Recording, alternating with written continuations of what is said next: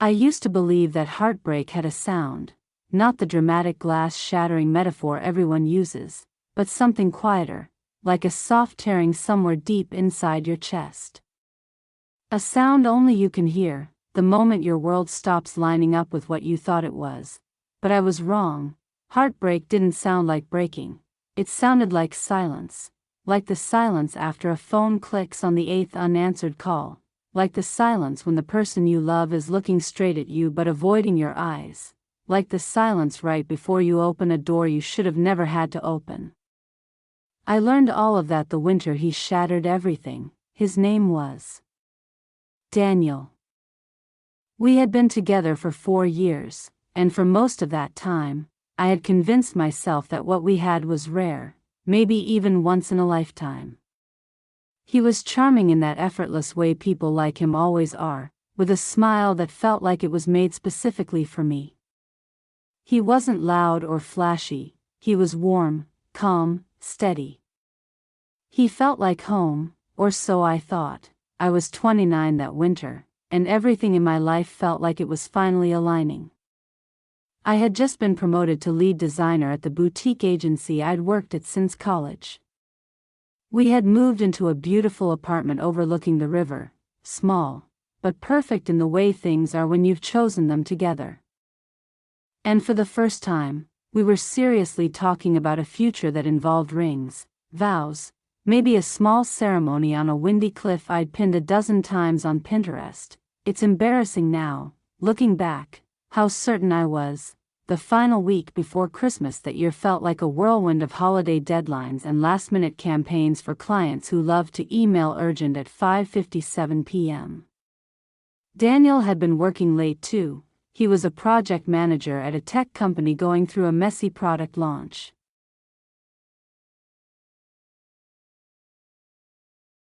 We weren't spending as much time together as usual, but I didn't think anything was wrong. Couples go through busy seasons, I told myself, but life has a cruel way of letting you drown slowly, inch by inch, before you even realize you're underwater. It started small. Daniel became distracted. He'd zone out during conversations, blink back into the present with a stiff smile, then act like nothing happened. He flinched when his phone buzzed. He took calls on the balcony even when it wasn't cold enough to justify it. He started showering before bed instead of in the morning, something he hadn't done in the entire 4 years we lived together. But the moment that made the hairs on the back of my neck stand up happened on a random Tuesday night. We were sitting on the couch, him scrolling through something on his phone, me sketching logo concepts on my tablet. I leaned back and rested my head on his shoulder like I'd done 100 times. He jerked away, not dramatically, not violently, just enough to feel wrong.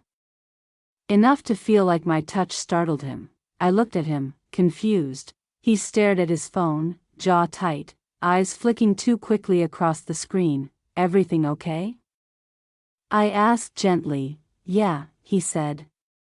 Just work stuff. But the way he said it, the almost imperceptible tremble in his voice, like he was holding something back, made something cold settle in my stomach. I didn't press him. I wish I had. 3 days before Christmas, Daniel texted me from work saying he'd be home late. I didn't think much of it. Deadlines were crashing in on both of us. But late turned into very late. At 1:14 a.m., I called him. No answer. At 1:29, I texted, "Are you okay?" "Haven't heard from you." No response. By 2 o'clock, my hands were trembling. Something felt wrong, not the subtle dread of the past few weeks, but a sharp, physical fear. I tried calling again. This time, it rang twice and went to voicemail. He had declined it. My heart lurched. At 2:37, my phone buzzed. A message from Daniel, crashing at Mark's place. Too tired to drive. See you tomorrow, Mark, his coworker, the same coworker Daniel always described as barely tolerable.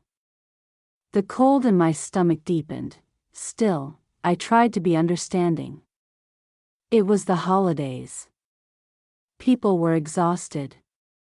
I forced myself to sleep. The next morning, Daniel came home with coffee and a tired smile. But something was off. His shirt was wrinkled. His jacket smelled faintly of perfume, sweet, floral, unfamiliar. When I hugged him, he stiffened again, and that was when I felt it. A strand of long blonde hair stuck to the back of his coat. I'm brunette, his jacket was black. The hair practically glowed against the fabric. My throat tightened. My fingers trembled as I quietly brushed the strand away. I didn't say anything then, either. I was afraid of the answer. 2 days later was his company's annual holiday party, a big formal event held at a downtown hotel ballroom. It was the first time partners were invited since the pandemic years. Daniel had asked me to go with him weeks before. He'd been excited about it. But now, he seemed almost anxious. He kept straightening his tie in the mirror, running his fingers through his hair, pacing the bedroom without reason. You look great, I told him softly. He gave a tight smile. Yeah, I'm good. In the elevator on the way up to the ballroom, he pulled out his phone and typed something quickly, screen angled away from me. The cold feeling in my gut returned. When the elevator doors opened and we stepped inside the twinkling golden ballroom, I felt Daniel tense beside me. And that's when I saw her, blonde, tall, perfectly tailored emerald dress, red lipstick that said she knew exactly how good she looked, and when her eyes locked onto Daniel's, her entire face lit up with something that wasn't just friendliness. My heart lurched. She walked straight toward us. Daniel, she said brightly, touching his arm in a way that made something inside me twist painfully. You made it. He cleared his throat. Yeah. Rebecca, this is my girlfriend, Sarah. Her smile flickered for half a second, just long enough to reveal something ugly, but she recovered quickly. Lovely to meet you, she said, extending her hand. Her voice was too sweet. Too polished.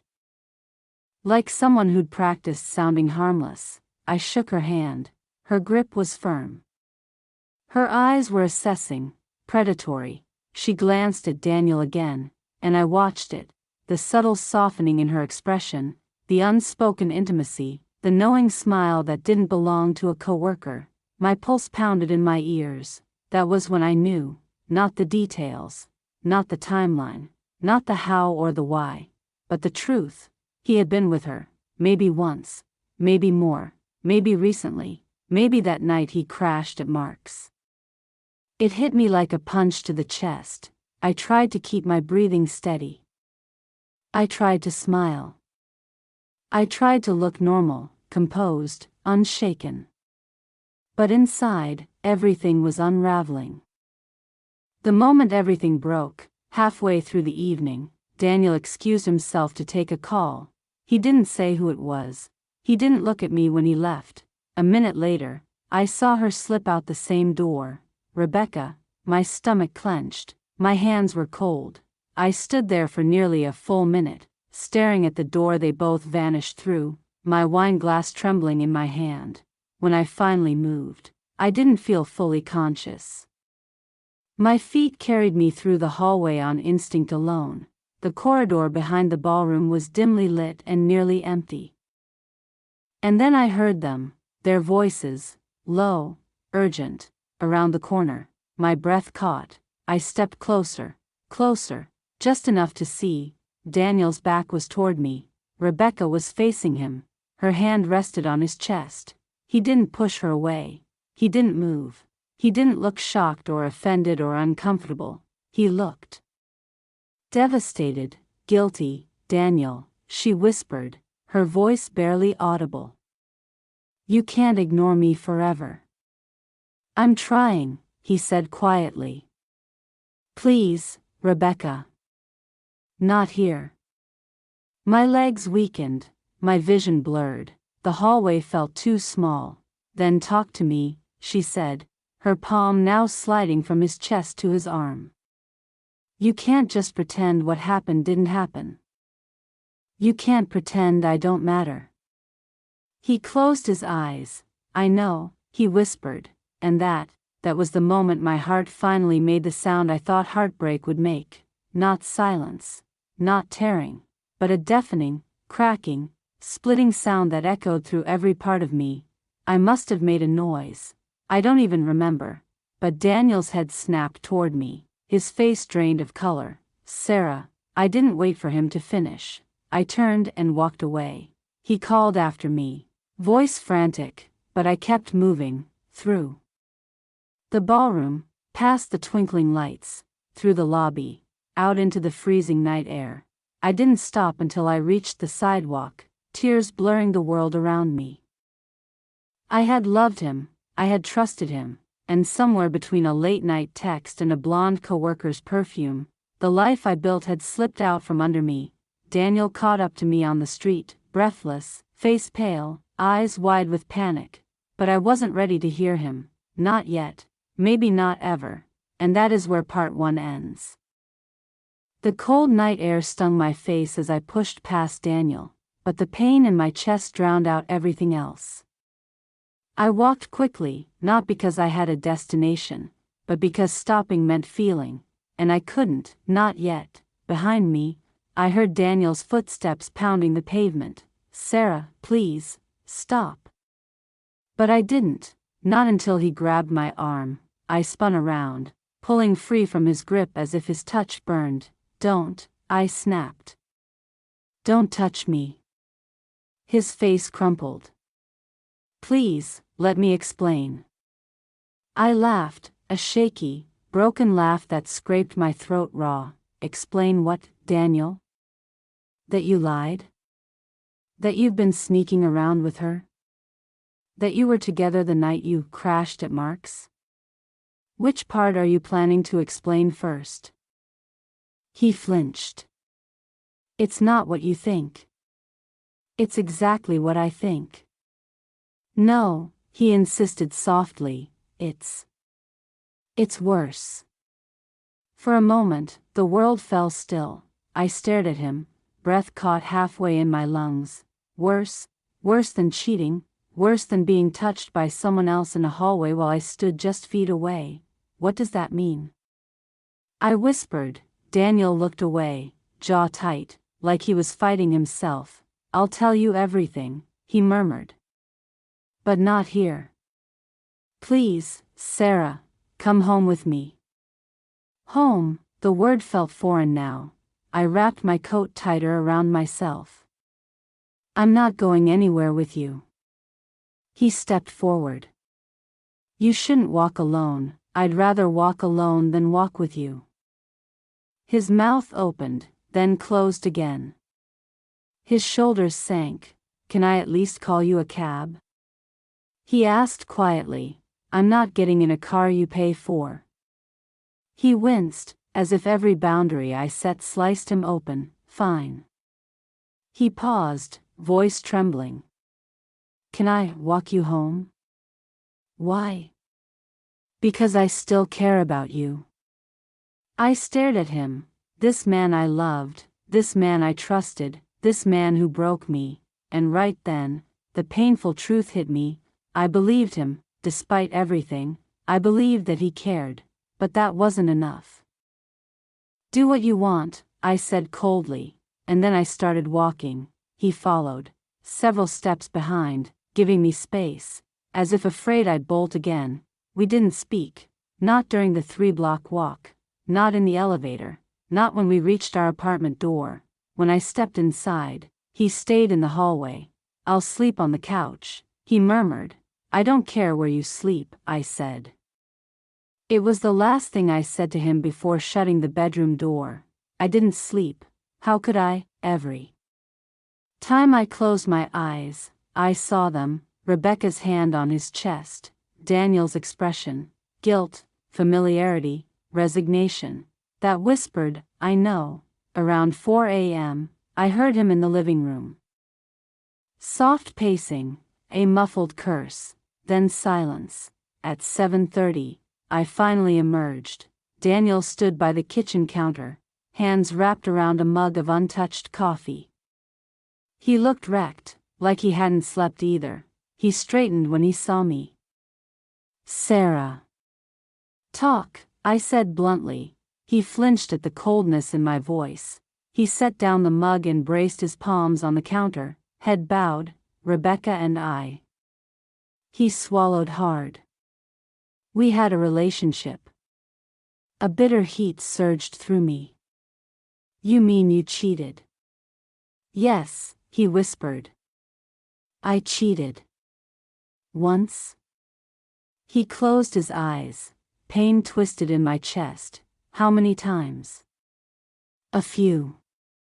It wasn't a long relationship, but it wasn't one mistake. My stomach churned. "How long?"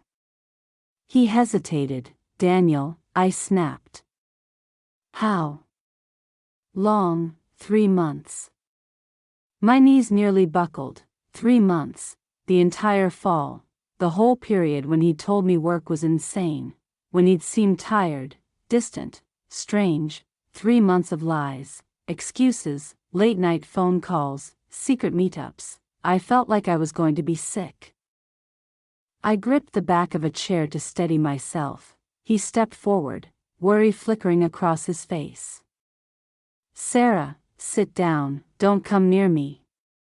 He froze. I forced myself to breathe, even as the words cut through me like blades.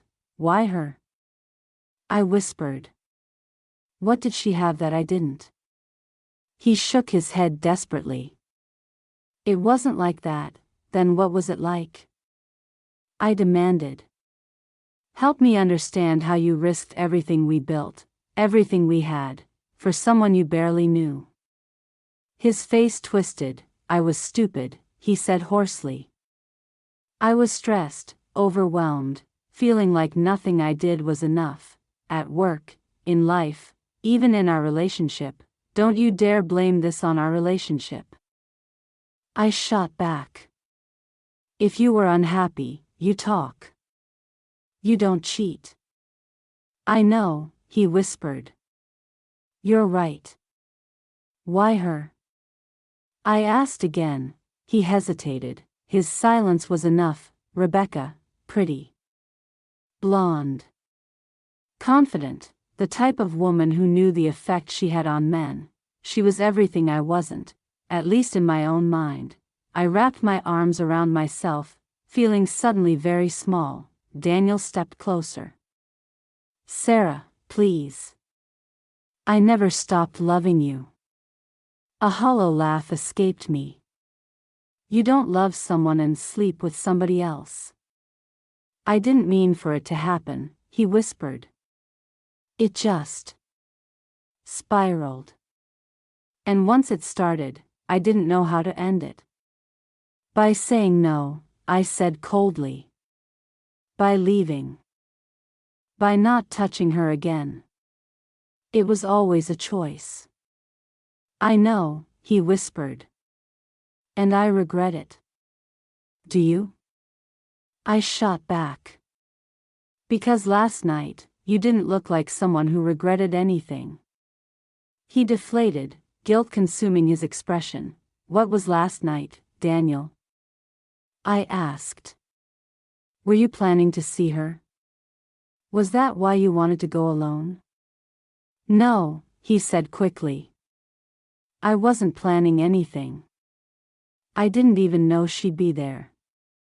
She cornered me. "She touched you like it wasn't new." He flinched. "She looked at you like she owned a piece of you." "Doesn't she?" "No," he whispered.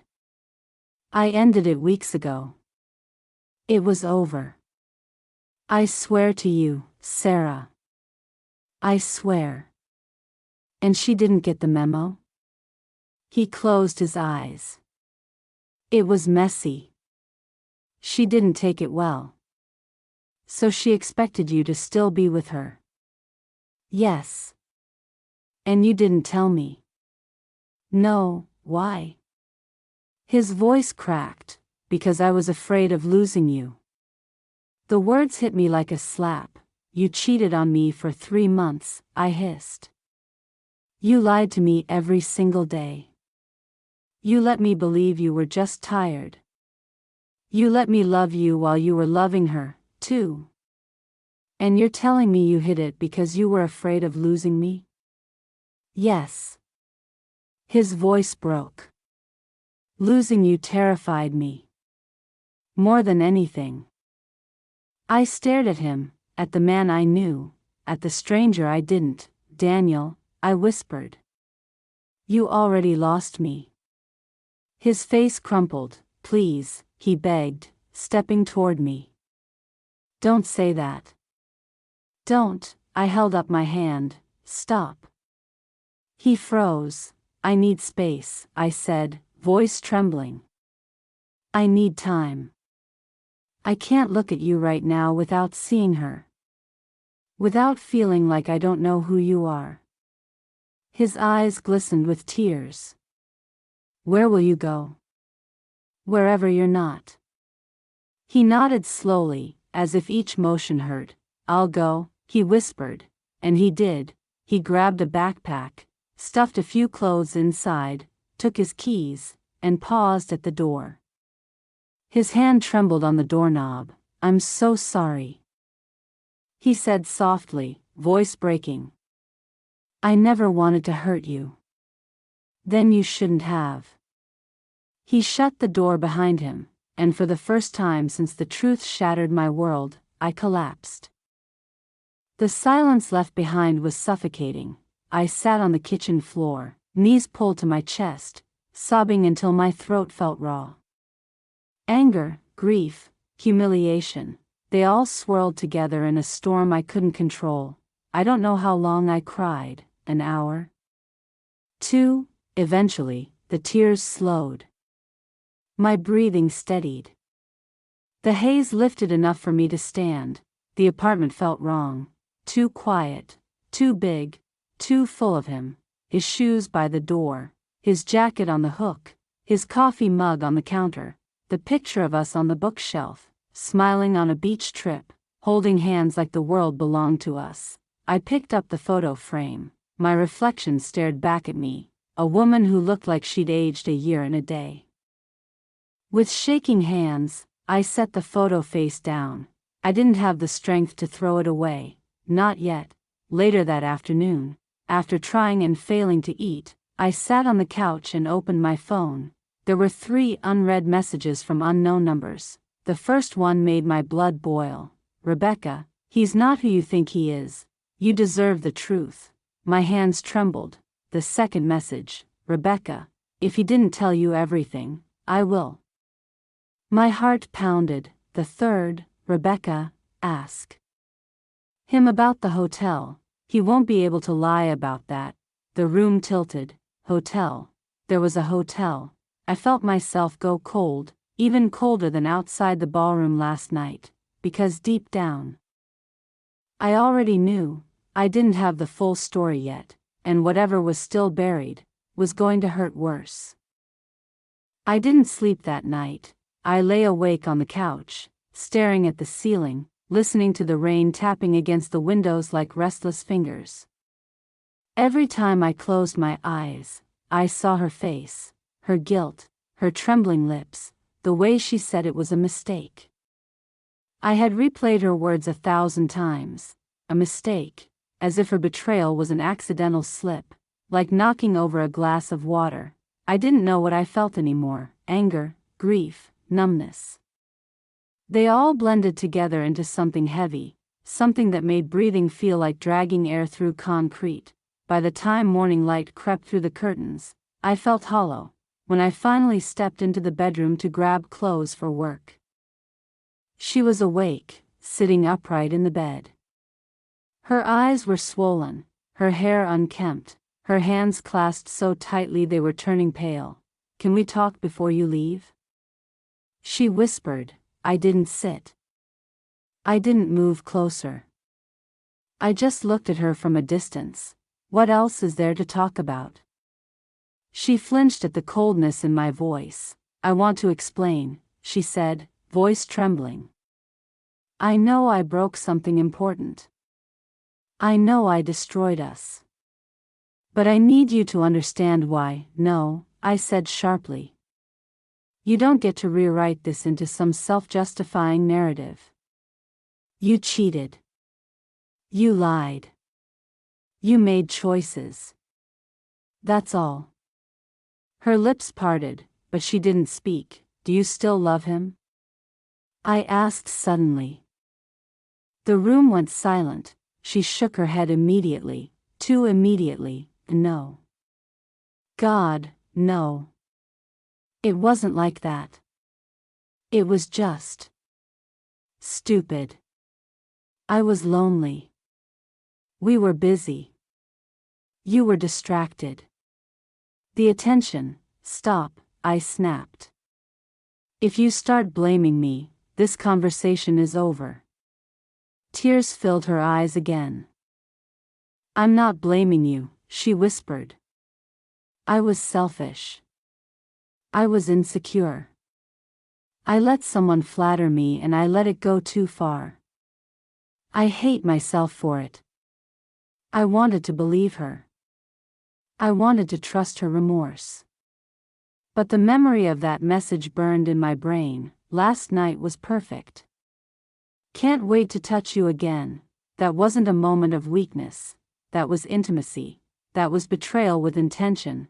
I need time, I finally said. How much time? I don't know. She looked like that answer crushed her, but I didn't care. The old version of me, the one who prioritized her feelings over my own, died yesterday. I grabbed my keys and left. We spoke only when necessary. She stayed with her sister for a few days to give me space. I was grateful for the silence, for the empty house, for the lack of emotional landmines. But every night, she still texted, I love you. Please don't give up on us. I'll wait as long as it takes. Tell me what I can do. Anything. I didn't respond to most of them. Not because I wanted to punish her, but because I genuinely didn't know what I wanted. One night my brother called. You okay? He asked. No, you leaving her? I don't know. There was a long pause. Cheating changes you, he said. It breaks something in your head. Even if you stay, things don't go back to normal. You start questioning everything. Every late text. Every delay. Every smile. I swallowed hard.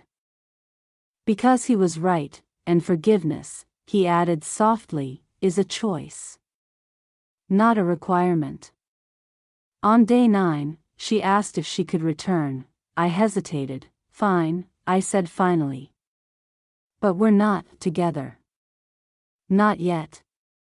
You're here because this is your home, not because I've made any decisions.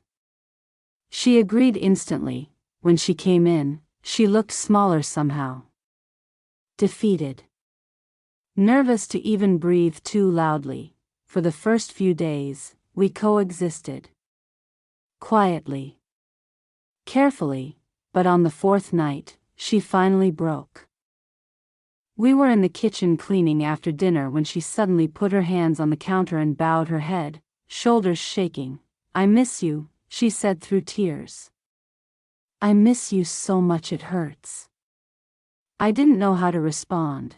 I know I don't deserve anything from you, she continued, voice cracking, but I need you to know I'm so incredibly sorry. I would erase it if I could.